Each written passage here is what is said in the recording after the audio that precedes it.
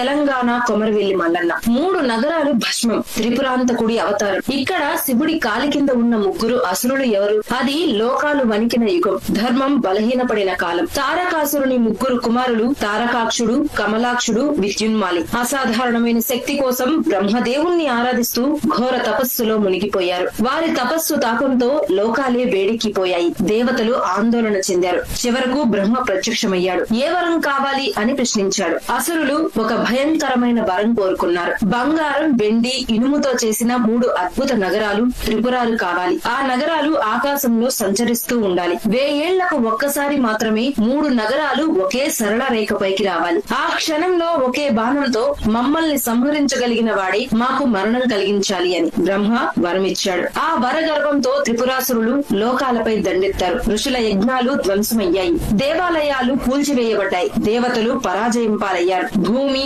ఆకాశం, లోకాలు అల్ల కల్లోలమయ్యాయి. దేవతలందరూ కలిసి మహాదేవుణ్ణి శరణు కోరారు. శివుడు నిశ్శబ్దంగా ఆ ఒక్క దివ్య క్షణం కోసం ఎదురు చూశాడు. అదే త్రిపురాలు ఒకే సరళ రేఖలోకి వచ్చే ఆ అపూర్వ సమయం కోసం. కాలం గడిచింది. అవసరమైన క్షణం వచ్చింది. శివుడు భూమిని రథంగా మార్చాడు. సూర్య చంద్రులను చక్రాలుగా అమర్చాడు. మేరు పర్వతాన్ని ధనుస్సుగా ఎత్తుకున్నాడు. ఆదిశేషుణ్ణి తాడుగా వాడాడు. మహావిష్ణువుని బాణంగా సిద్ధం చేశాడు. అఖిల సృష్టి ఆయుధంగా మారింది. త్రిపురాలు ఒకే రేఖలోకి చేరాయి. ఒకే బాణం, ఒకే సంధానం. 3 నగరాలు క్షణాల్లో భస్మమయ్యాయి. అలా మహాశివుడు త్రిపురాంతకుడు అయ్యాడు. కానీ కథ అక్కడితో ముగియలేదు. అదే త్రిపురాంతకుడి యోధా రూపం తెలంగాణ గడ్డపై కొమరవెల్లిలో ఎందుకు వెలిసింది? భక్తులు ఈ ఆలయంలో పసుపునే ప్రధాన ప్రసాదంగా ఎందుకు సమర్పిస్తారు? ఇక్కడ దేవుడికి 2 విధాల పూజలు ఎందుకు జరుగుతాయి? ఈ రహస్యాలన్నీ తెలుసుకోవాలంటే మా ఛానల్ ని సబ్స్క్రైబ్ చేసి జై మల్లన్న అని కామెంట్ చేయండి. పార్ట్ 2 కోసం సిద్ధంగా ఉండండి.